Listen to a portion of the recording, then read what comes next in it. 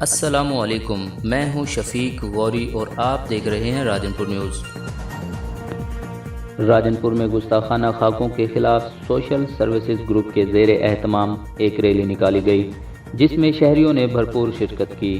France کی اس ناپاک جسارت پر پرزور احتجاج کیا گیا۔